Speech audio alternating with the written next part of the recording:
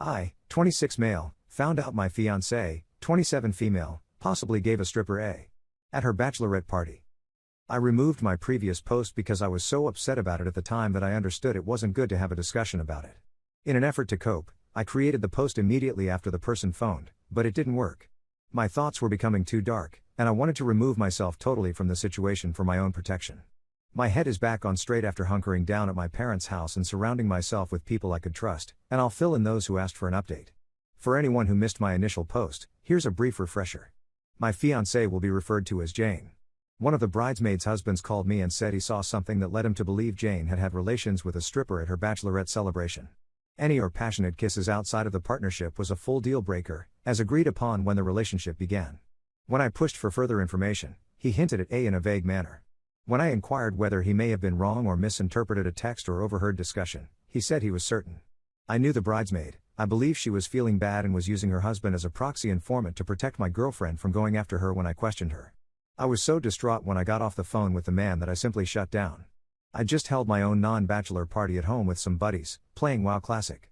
So hearing this news after such a lovely day struck me really hard.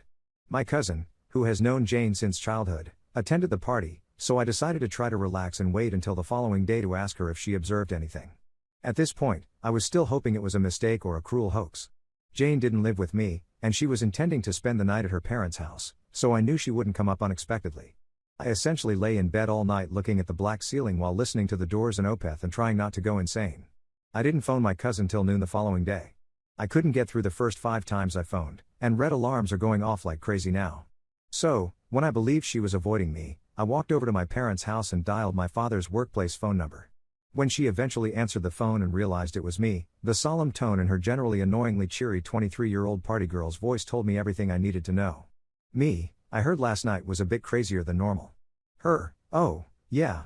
Me, I'm sure you know why I'm calling, don't you? Yes, she says. Obviously holding back tears at this point to cut a long and sobbing cousin tale short, I discovered Jane did indeed assist a stripper, along with numerous other ladies, some of whom are in laters or married. They then decided to leave the home and drive inebriated to the strip club where Jane and a few other ladies had private dances. My cousin attempted to convince me that this didn't imply Jane didn't love me, and that it was just meaningless fun that had gotten out of hand. This irritated me. I didn't yell at her, but I told her that if that's what she believes, she has no concept what love is. At this moment, I notified my parents and brothers about what was going on, and my mother burst into tears. Another individual has been harmed as a result of this idiotic nonsense. I spent the remainder of the day at my parents' place lying in bed, looking at the ceiling, avoiding Jane's calls and messages. I know some people have more open relationships and can get beyond this, but I'm not one of them. I'm monogamous all the way through.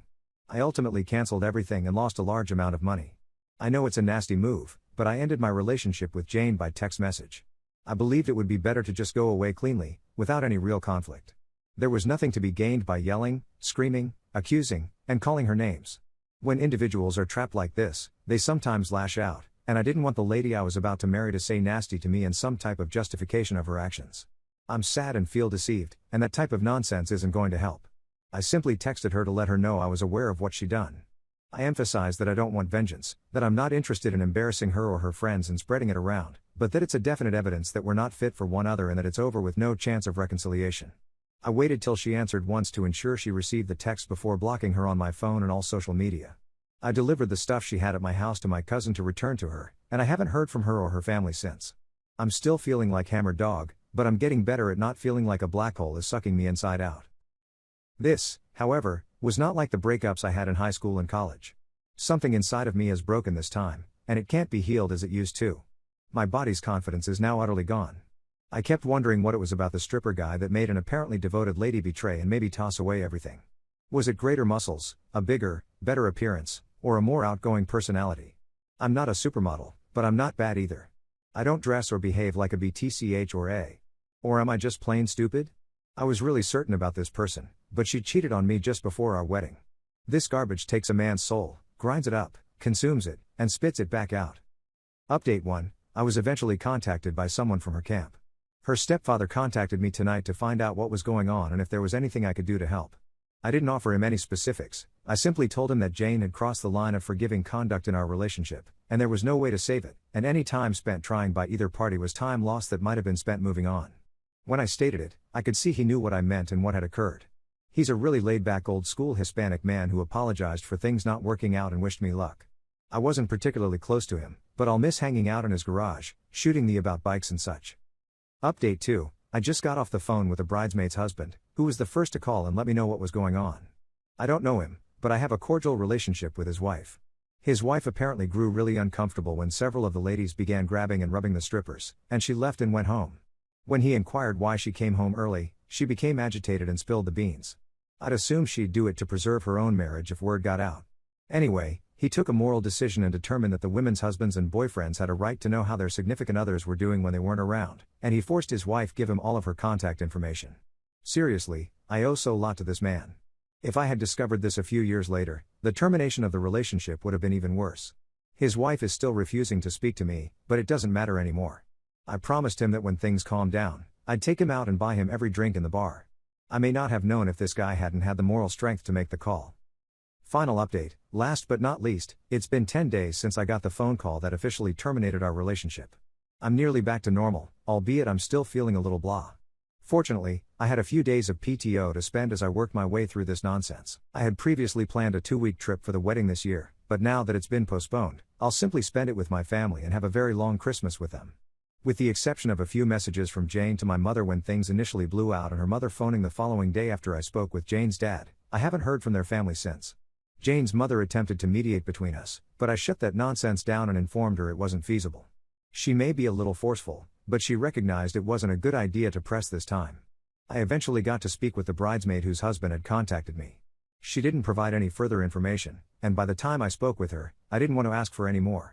She just contacted me when she felt secure enough to wish me well and express her regret for what had occurred. She's a really sweet person, and I feel awful for her because she works with a lot of those ladies, and I'm not looking forward to how they'll treat her at work. I questioned her, and although none of them had any supervisory control over her, it still stinks to be shunned. I haven't heard anything from any of the other ladies, and my cousin has vanished. My mother handled the cancellation of all wedding invites since she was the one who helped send them all out. I asked her to just inform everyone that Jane and I had changed our minds about getting married and had chosen to postpone things for the time being. To be honest, I'm humiliated about what occurred and don't want to be known around town as the man whose ex-fiancée jerked off and probably banged a stripper days before their wedding. I'm sure it'll spread eventually, but if I let it fade like this, it'll be more of a wild rumor than definite reality for most people. I simply want to get out of here with as little controversy as possible and get on with my life. I've requested my mum to contact Jane's mother in order to get the engagement ring. Hopefully she won't cause me any problems since they were costly, and a friend of mine is prepared to purchase the ring set for the same price I spent for it for his wedding in a few months. I advised him he shouldn't tell his girlfriend where he obtained them in case she was concerned that my ex was wearing the ring when she was touching the joystick of a dancer. I blew thousands of dollars on deposits for the venue, DJ, florist, caterer, security, airline tickets, honeymoon suite, and so on. I'm trying to return some of my investment by selling the rings. Anyway, I've opted to avoid laters for an indeterminate period of time. This incident has left me extremely wary of love, relationships, and all that nonsense. People have written me encouraging notes, stating that I would ultimately find the one. I'm trying not to be unduly gloomy, but with divorce rates and all the insane battles between men and women these days, I'm beginning to believe the odds of anybody doing that are decreasing with each passing year. And I'm not the kind of person that gets over something like this by rushing out and dating another lady to sport hump the next day. So I'm going to be single for the time being and concentrate on my interests and career. Anyway, thank you to everyone who encouraged me. If anybody else goes through anything horrible like this, I strongly advise them to remain with family or close friends with whom they have a wonderful connection. I can't emphasize enough how much this helped, particularly if you're a male. Men, unlike many women, don't really maintain a circle of support for things like this, and you might find yourself alone and sinking more into a negative place if you don't have good reinforcement around you. I was able to sleep on my childhood bed, in my childhood room, in my childhood house, surrounded by pleasant memories, and have my mother come in and bring me tea and food, as well as say beautiful encouraging words about how much she loved me and was proud of me. I was able to divert myself by with my father and brothers. It was quite beneficial. Best wishes to everyone. Thanks. Exwife is now dying. How to be there for my adult son despite being bitter. Note to R. Mods, Reddit just would not allow me to create a new/throwaway account. Nothing occurs when I show I'm not a robot and click verify. I tried for 2 days. I'm hoping you'll keep this up. I couldn't care less about karma. I simply want advice. Though I'm not sure I'm deserving of it after what follows. TL.DR. At the conclusion of our marriage, my ex-wife had 3 boyfriends. Then she spent many hours comparing me to one of her lovers on a few of occasions. She gets diagnosed with a very serious cancer some years after the divorce. I'm experiencing an awful notion that could impair my capacity to soothe our adult son. Please help me stop being a miserable with awful ideas so I can be there for our kid. I'm disgusted by this notion. I'm making myself ill. At the conclusion of our marriage, my ex-wife had relationships with 3 men at the same time. She was a manager who had to dismiss someone. That someone retaliated by calling me to inform me about one person. She was meeting him on her lunch break. Which, after a little of trickle truth, revealed there were 3 men. She then spent a few hours, both face to face and over the phone, comparing me to one of the males she was seeing. This is in addition to the physical and mental violence she endured throughout her marriage. To verify the physical abuse, I have a scar and multiple medical expenses. She also treats our kid with contempt. She is enraged by the fact that he is. I'm incredibly resentful of her. She has been diagnosed with a very dangerous cancer and wants to speak to me on the phone many years after the divorce, while she is with a 4th guy. She relocated a few hours away. She's probably just got 60 or 90 days left. But I have to be there for our grown-up son. I have to confess that I thought to myself, it couldn't happen to a nicer person. It's a horrible thought to have, yet it won't go away. I hate that I'm such a jerk for thinking this. I'm disgusted with myself and battling with it while wanting to be present for our baby. I'm a horrible, terrible person for having this thinking, yet it won't go away. I'm sick about myself because of this, and I don't deserve his love. But I have to be there for him. I despise myself. He deserves a better guy as a father. What should I do to get rid of this thought? How can I stop being so repulsive? How can I be there for my kid while being such a bad person with such a bad thought? Should I contact her via phone, as she requested? Should I tell her she is forgiven, presuming that is what she wants to discuss? She isn't. But I can fool her. Update: I dissolved our marriage after she admitted to having an affair with Mike. A week later, I received a phone call from Joe's girlfriend. My wife seems to have had a side piece for her side piece. She contacted me about a month later, weeping because Mike had abandoned her and was just using her for. I asked her what she anticipated from dating a man 3 years her son's senior. Now, I received a phone call from her lover today, not Mike or Joe.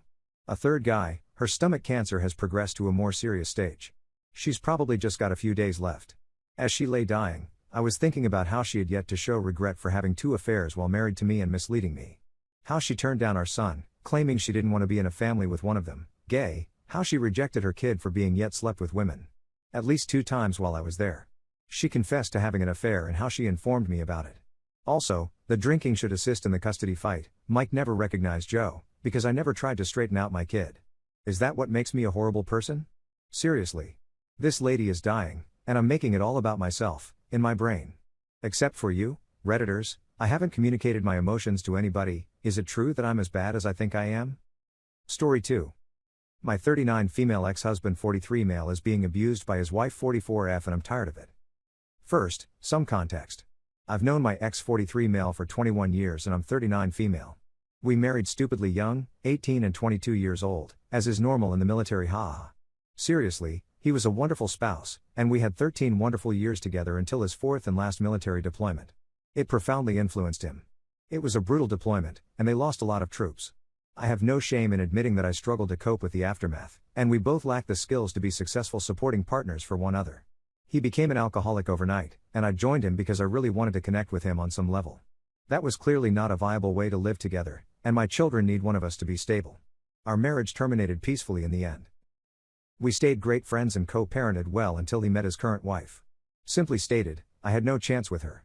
It's almost laughable how diametrically opposed we are, yet I still wonder why her? But that's his problem, not mine. Everything about me was objectionable to her, from my appearance to my style, to my parenting, to my career, to my views and moral code, and she made it known. So she set out on a quest to mend him. But mending him seems to imply bringing him up to her standards. Everything about him began to change. His whole wardrobe, car, religious and political ideals, and parenting style. He even quit supporting a sports team he adored since it was associated with me. She actually forced him return a bag full of jerseys, tees, and other team-related items. It just blew me away. Then it became clear that I was the next item on his list of things to alter in his life. She wanted to remove my presence from his life entirely. I received another package, but this time it included all of his copies of our family photographs from our marriage, including newborn and family history images.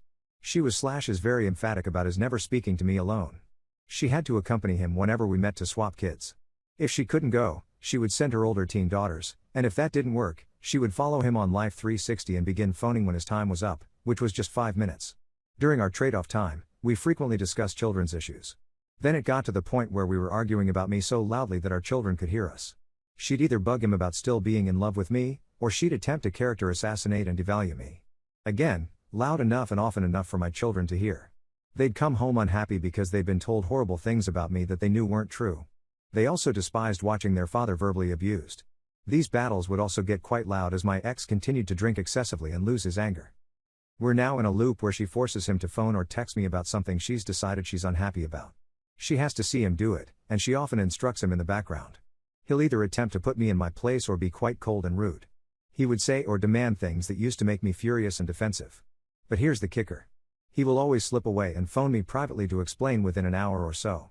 I see the guy I've always known in those intimate discussions. He's usually calm, rational, and regretful, and he nearly always gives me the truth. Then he and I will work out a solution to her problem so he may live more calmly. Basically, she believes she has won, but nothing has changed between him and I.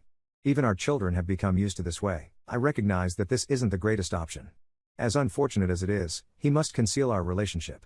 He's contacted me for advice on a couple knockdown bouts, but he had to pretend to walk to the shop to phone me. He's come over, gotten drunk with my long-term partner, and spilled his guts, but he's covered his tracks again to disguise it. She punched him in the face one night, and he ran away, ending up in a bar crying on the phone to me. My colleague and I went to the bar to take care of him. We put him in our guest room, but not before we disabled his location services. All of this to say, I'm never going to give up on the person, but it may be difficult to cope with at times. Personally, I feel he is being emotionally and financially mistreated at the very least.